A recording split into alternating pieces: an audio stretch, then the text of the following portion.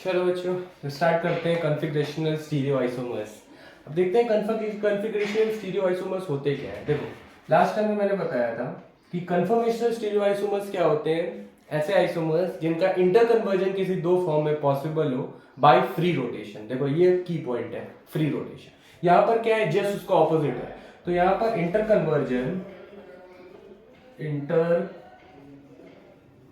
Conversion between two forms is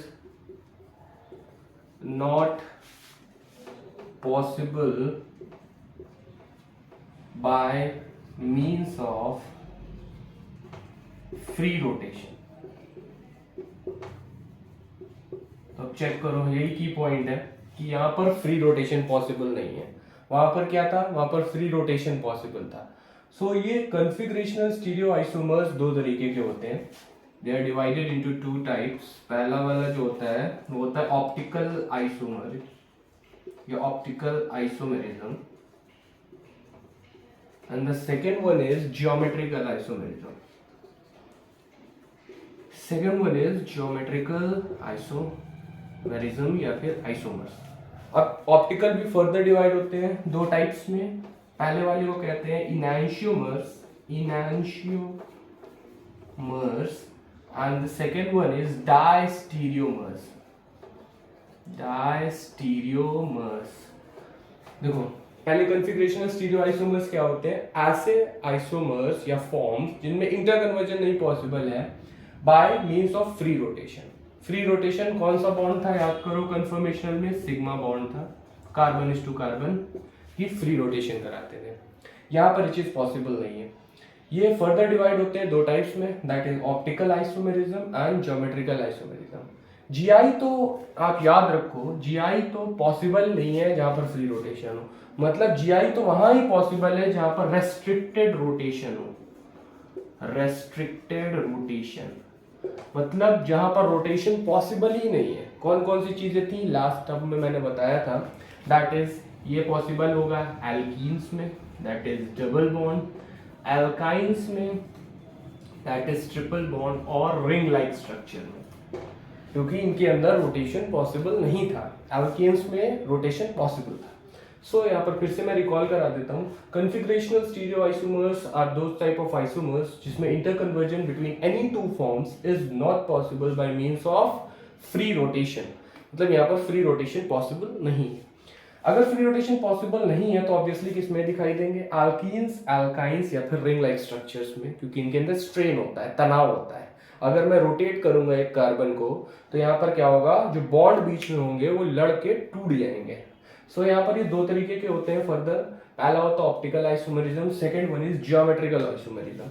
optical further divide होते हैं दो टाइप्स में, that is enantiomers and the second one is diastereomers. Whereas geometrical isomerism, GI जिसको कहते हैं, वो वहीं पॉसिबल है जहां पर रेस्ट्रिक्टेड रोटेशन हो। मतलब सिंपल भाषा में समझो कि जहां रोटेशन, फ्री रोटेशन पॉसिबल नहीं है। पार्ट फर्स्ट में मैंने तुमको बताया था कि रेस्ट्रिक्टेड रोटेशन कहां पर होता है, that is double bond, triple bond और एनी साइक्लिक और रिंग लाइक स्ट्रक्चर जिसके अंदर carbon is to carbon free rotation sigma bond का पॉसिबल नहीं है। सो ये था तुम्हारा कॉन्फ़िगरेशनल स्टीरियो आइसोमर्स। इसमें देखो मैं बताता हूँ सबसे इंपॉर्टेंट टॉपिक कौन सा है, दैट इज ऑप्टिकल आइसोमेरिज्म। ये ऐसा टॉपिक है जो class 12 halo alkanes halo arenes में आपको बहुत मदद करेगा। हेलो एल्केन्स हेलो एरीन्स में, एंड ये ऐसा एक टॉपिक है मैं आपको बताता हूँ जिसमें एनसीईआरटी में 2 से 3 पन्ने या 4 पन्ने लिखे होंगे इस ऑप्टिकल आइसोमेरिज्म में। कौन से चैप्टर में, halo alkanes and halo arenes में। सो सबसे पहले हम लोग चलेंगे इसी टॉपिक पे, that is optical isomerism, then we will move on to geometrical isomerism, then कुछ और पॉइंट्स हैं इस स्टीरियो आइसोमर्स के वो हम लोग करेंगे। चलो इसका स्क्रीनशॉट ले लो, then we will move on to optical isomerism. चलो स्टूडेंट्स, तो बात करते हैं ऑप्टिकल आइसोमर्स की। राइटिंग डाल लो आप सब लोग, ऑप्टिकल आइसोमर्स। देखो ऑप्टिकल आइसोमर्स समझने से पहले हमें 3 बेसिक चीजें समझ में आनी चाहिए, जिसमें से पहली बेसिक चीज क्या है, दैट इज कायरलिटी या फिर कह सकते हो कायरल। अब यहाँ पर ये वर्ड का मतलब समझो। देखो बहुत से स्टूडेंट्स में कंफ्यूज रहते हैं कि कायरलिटी और कायरल कार्बन एक ही चीज है। बिल्कुल नहीं। देखिए कायरल कार्बन ऐसा कार्बन होता है जो कि sp3 हाइब्रिडाइज्ड हो, मतलब उसने 4 बॉन्ड बनाए हुए हो, चारों सिंगल बॉन्ड हो और चारों ही बॉन्ड अलग अलग ग्रुप से फुलफिल्ड हो। ऐसे कार्बन को क्या कहते हैं हम लोग? Chiral carbon. Whereas chirality या फिर कायरल एक अलग चीज है। It is completely a different property. तो मैं आज आपको बताता हूं कि ये कंफ्यूजन सबसे पहले दूर करते हैं कि कायरलिटी और कायरल कार्बन क्या है। तो सबसे पहले लिखो जो मैं बता रहा हूं, that is chirality. It is the property, it is the property in a molecule और object through which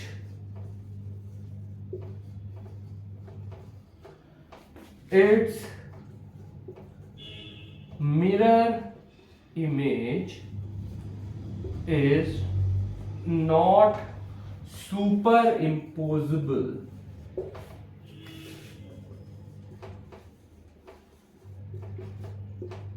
on it। तो मतलब समझो मैं क्या कह रहा हूं। देखो कायरलिटी एक ऐसी प्रॉपर्टी होती है, अगर केमिस्ट्री की बात करूं तो मॉलिक्यूल, या फिर अगर जनरल लैंग्वेज में बात करूं तो कोई ऑब्जेक्ट की एक ऐसी प्रॉपर्टी है जिसकी वजह से उसकी मिरर इमेज उस पर सुपर इम्पोजिबल नहीं होती है। अब देखो सुपर इम्पोजिबल वर्ड मैं यहाँ पर डिस्क्राइब कर देता हूँ। व्हाट इज सुपर इम्पोजिबल या इम्पोजिंग? सुपर इम्पोजिंग का मतलब होता है बेटा ढकना। क्या होता है? ढकना। मतलब अगर मैं कहूं फॉर एग्जांपल, बहुत सीधी सी लैंग्वेज में बता रहा हूं, तो सबसे पहले आप वापस से समझो कि chirality is the property in a molecule. किसी भी मॉलिक्यूल की प्रॉपर्टी है या किसी भी ऑब्जेक्ट की प्रॉपर्टी है जो उसकी मिरर इमेज को उसके ऊपर सुपर इम्पोज नहीं कर पाती है। अब चेक करो, जैसे मैं आपको बताता हूँ बहुत सिंपल लैंग्वेज में। देखो ये मेरा हैंड है, चेक करो ये मेरा हैंड है। अगर मैं इसकी मिरर इमेज दिखाना चाहूँ तो इसकी मिरर इमेज इसकी ये वाला हाथ होगा। ऑब्वियस सी बात है, अगर मैं इस हैंड को मिरर के सामने रखूं तो ये इमेज बनेगी। अच्छा अब आप चेक करो, ये इसकी इमेज, ये ऑब्जेक्ट।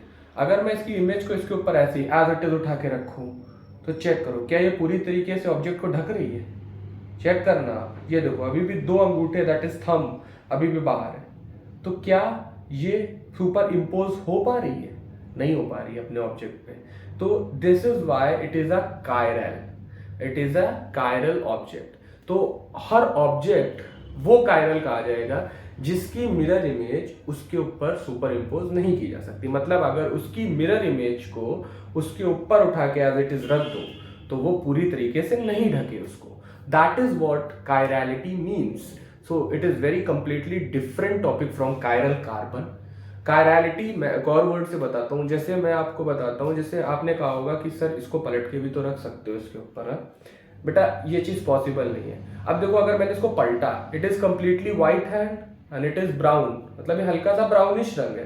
तो अगर मैं इसको इसके ऊपर उठा के रखूं तो कहाँ ऑब्जेक्ट दिख रहा है? चेक करो, ऑब्जेक्ट तो ये था दिस साइड। अगर मैं इसको इसके ऊपर ऐसे उठा के रख दूं तो दोनों साइड ब्राउन हो गया। सो यहाँ पर ये चीज पॉसिबल नहीं है। सो यहाँ पर फिर से मैं एक रिकॉल करा देता हूं आपको कि व्हाट इज कायरलिटी। ऐसे प्रॉपर्टी किसी भी मॉलिक्यूल के बीच में जो उसकी मिरर इमेज को अपने ऊपर सुपर इम्पोज ना करा पाए, पूरी तरीके से उसकी मिरर इमेज उसको ढक ना पाए, ऐसी तरीके की प्रॉपर्टी को हम लोग क्या कहते हैं बेटा? कायरलिटी कहते हैं। और हर ऐसा मॉलिक्यूल या ऐसा ऑब्जेक्ट जिसके अंदर ये कायरलिटी प्रॉपर्टी होगी उसको क्या कहेंगे? कायरल मॉलिक्यूल और ए कायरल ऑब्जेक्ट। जैसे फॉर एग्जांपल अगर मैं अपनी चप्पल लूं, फॉर एग्जांपल स्लीपर, या आपने जो शूज पहने हुए हैं, अगर मैं शूज को सामने रखूं तो उसका मिरर इमेज दूसरा वाला शूज की तरीके दिखेगा। फॉर एग्जांपल मैं आपको बताता हूं जैसे शूज कैसे दिखते हैं। फॉर एग्जांपल अगर ये लेफ्ट हैंड का शूज है तो ये राइट हैंड का होगा। अगर मैं इसको उठा के इसके ऊपर रखूं तो देखना ये वाला पार्ट इसके ऊपर जाएगा। बीच में मिरर बना देता हूं, this is the sign of the mirror. तो चेक करो, अगर मैंने इसको उठाया इसकी इमेज को और इसके ऊपर एज इट इज ऐसे ही रखा तो ये वाला पार्ट ये वाले पार्ट पे आएगा। क्या ढक पाएगा? नहीं। तो इससे एक एस्पेक्ट और बताता हूं आपको कि कोई भी ऐसी चीज जिसके अंदर सिमिट्री ना हो, वो हमेशा कायरल होती है। फिर से सुन लो, कोई भी ऐसी चीज जिसमें सिमिट्री या फिर प्लेन ऑफ सिमिट्री ना हो वो हमेशा कायरल होगी। चेक करो कैसे, अगर मैं इस चीज को, इस शूज को मैं किसी भी वे में काटूं, इस वे में काटूं, तब भी क्या सिमेट्री है? नहीं, ये चीज पतली है, चीज मोटी है। अगर मैं इस वे में काटूं इसको, तो क्या है? सिमेट्री है। इस तरफ से ऐसा, इस तरफ से ऐसा, तो ये हमेशा कैसा रहेगा ऑब्जेक्ट? कायरल। फॉर एग्जाम्पल और आसानी से बताता हूं, जैसे मैंने ये हाथ लिया, अब मैं इस हैंड को इस वे से काटूं, चेक करना, ये यहां से सीधा, तो अगर मैं इसका एक पार्ट ऐसे काट दूं तो क्या ये सिमेट्रिकल है? नहीं। एक तरफ थंब आ रहा है, इधर तरफ थंब दिख रहा है, नहीं। तो हमेशा ये चीज क्या रहेगी? कायरल। जहां पर भी प्लेन ऑफ सिमेट्री आपको मिल गई वहां क्या है? ए कायरलिटी।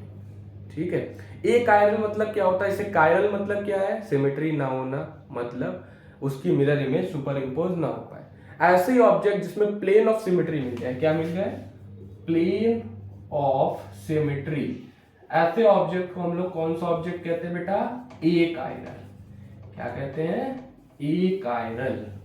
तो यहां पर देखो आपके पास there is no plane of symmetry, मतलब यहां पर कहीं से भी कट करो तो आपको सिमेट्रिकल वे में कोई भी ऑब्जेक्ट नहीं मिलेगा, मतलब इक्वल वे हाफ में नहीं कटेगा ये चीज। ऐसे ही मैं एग्जांपल एक और दिखाता हूं, चेक करो। अभी मैं ए कायरल का एक एग्जांपल दे रहा हूं। जैसे आपके पास ये स्पेक है, मान लेते हैं सनग्लास है कोई, अगर मैंने इसको मिरर के सामने रखा तो इसकी मिरर इमेज इसकी क्या बनेगी? सेम एज इट इज बन जाएगी। चेक करना बेटा, बहुत इंपॉर्टेंट है। इसकी मिरर इमेज ये, अब मैं इस मिरर इमेज को उठा के इसके ऊपर ऐसे रखूं, चेक करना बहुत इंपॉर्टेंट है। अगर मैं इस मिरर इमेज को इसके ऊपर ऐसे उठा के रखूं तो ये कंप्लीटली ढक देगा। सो यहां पर चेक करो, अगर मैंने इसको काटा तो देखो दो इक्वल हाफ में बटा, ये भी आइडेंटिकल एस्पेक्ट, ये भी आइडेंटिकल एस्पेक्ट, तो दैट इज व्हाई इसकी मिरर इमेज इसके ऊपर पूरी तरीके से सुपर इम्पोजेबल है।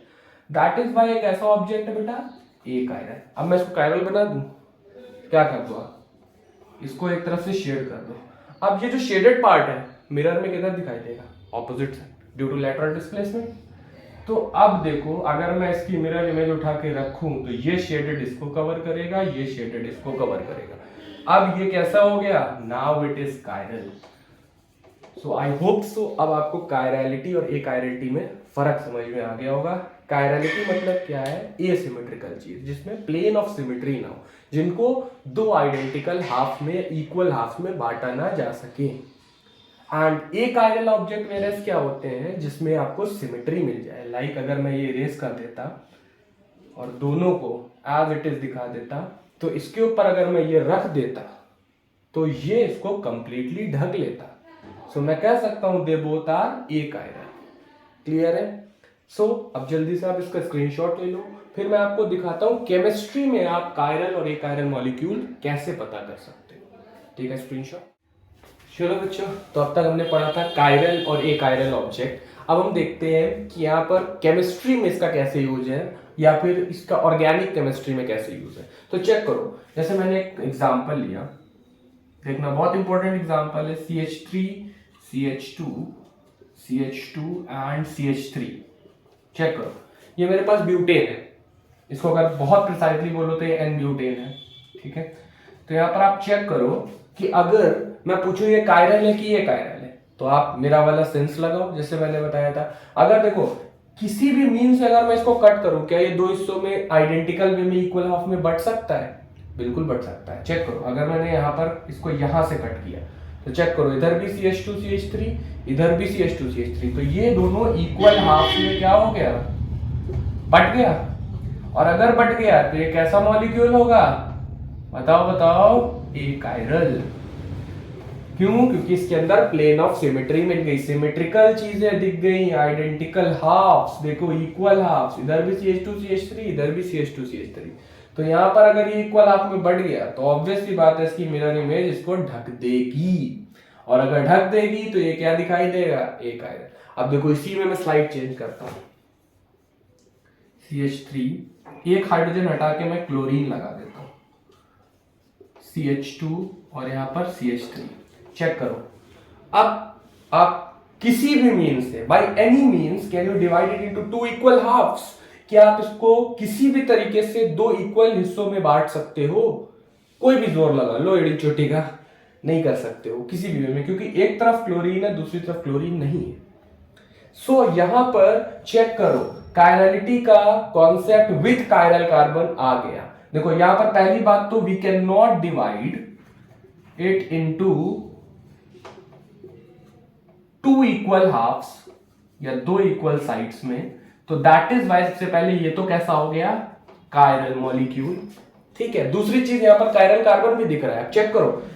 कायरल कार्बन मैंने क्या बताया था, sp3 हाइब्रिडाइज कार्बन। चेक करो ये sp3 हाइब्रिडाइज कार्बन है, 4 बॉन्ड बनाए, चारों सिंगल, और चारों ही बॉन्ड डिफरेंट एटम से बनाए। चेक करो, अगर मैं इस कार्बन को यहां पर दिखाऊं, कार्बन ने एक वैलेंसी फ्री की है, देखो CH3 के साथ, एक अपनी यूज की है Cl के साथ, एक की है ये वाले हाइड्रोजन के साथ, और एक की है C2H5 के साथ। चेक करो, चारों बॉन्ड सिंगल, चारों groups different, and this type of carbon को मैं स्टार लगाया जाता है और इसे कहा जाता है कायरल कार्बन ऑर्गेनिक केमिस्ट्री में।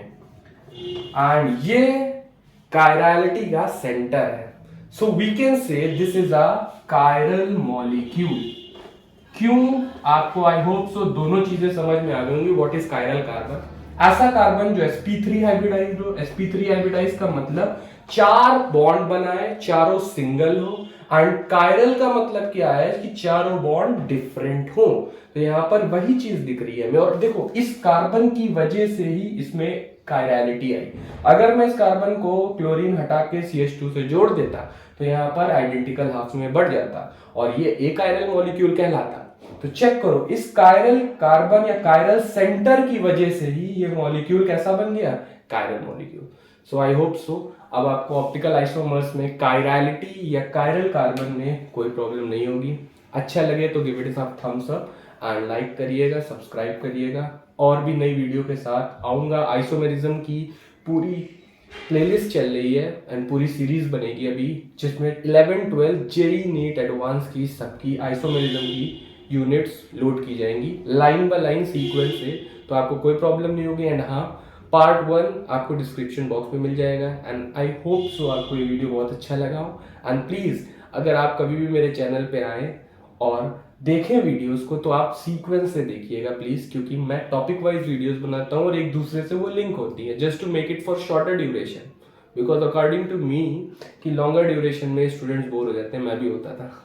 सो चलो, नमस्ते।